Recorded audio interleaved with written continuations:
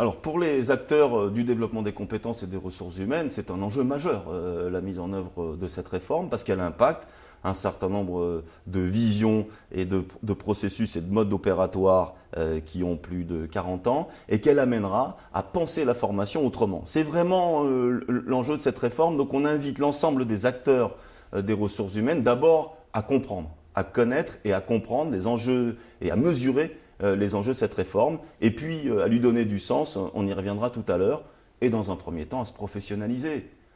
On sait que sur ce secteur-là, on a une mobilité fonctionnelle forte, donc en gros, retenez que 20 à 25% seulement des acteurs en charge des ressources humaines aujourd'hui ont vécu la réforme de 2009, et moins de 10% des acteurs ont vécu celle de 2004. Donc intégrer les erreurs du DIF quand on met le CPF, quand on n'a pas connu la mise en œuvre du DIF, il y a un enjeu de réinvestissement des expériences ou des défauts des dispositifs qui ont été mis en œuvre. Voilà, donc investir, se tenir au courant, assurer la veille qu'il faut sur les décrets, se professionnaliser et donner du sens à cette réforme. Moi je dirais que le premier conseil que je vous donnerais, c'est de ne pas rentrer dans cette réforme par Excel. Or, on a la possibilité de le faire. Si tout le monde se rue sur la base de données uniques en disant que c'est la première obligation que j'ai vis-à-vis des partenaires sociaux, on a tout faux. L'idée, c'est véritablement de venir investir le sens de cette réforme et ces deux nouvelles équations, que ce soit l'équation pour l'entreprise et la liaison entre le développement des compétences et la stratégie de l'entreprise, ou de l'autre côté, la construction du projet individuel et personnel de quelqu'un en lien avec le marché de l'emploi et les logiques de territoire.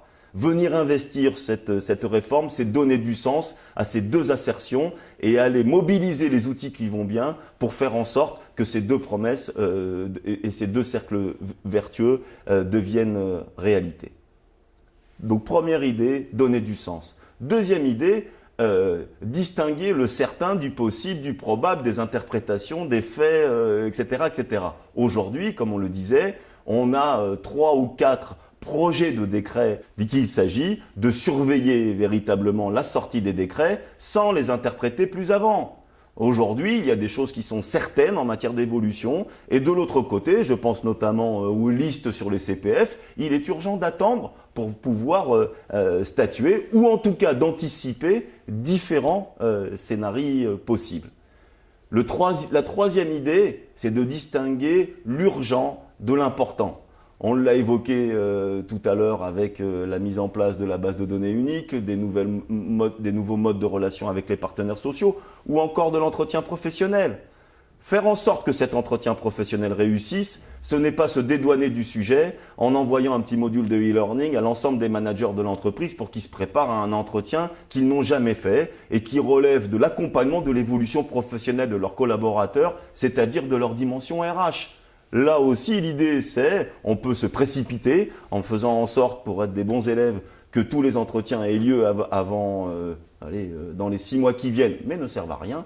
Ou de l'autre côté, investir véritablement sur cet enjeu d'entretien professionnel, sur sa complémentarité avec le conseil en évolution professionnelle externe, sur le lien avec les dispositifs qui sont mis en œuvre dans l'entreprise, dans les RH, notamment on voit fleurir les conseillers en évolution professionnelle, les gestionnaires de cadre qui travaillent aux dynamiques de carrière des différents collaborateurs, et donc il s'agit de faire matcher ou de coupler ces différents dispositifs. Enfin, il s'agira de trouver de nouveaux équilibres. Et donc, ça prend du temps. L'équilibre entre le salarié et son employeur, entre le manager et les RH, entre l'employabilité externe et interne, entre des anciens financements et des nouveaux financements, entre des enjeux relevant de la performance de l'entreprise et de sa responsabilité sociétale. Bref, venir donner à cette notion très protéiforme de formation une vision différente et une occasion fantastique de penser les politiques et les pratiques de formation différemment.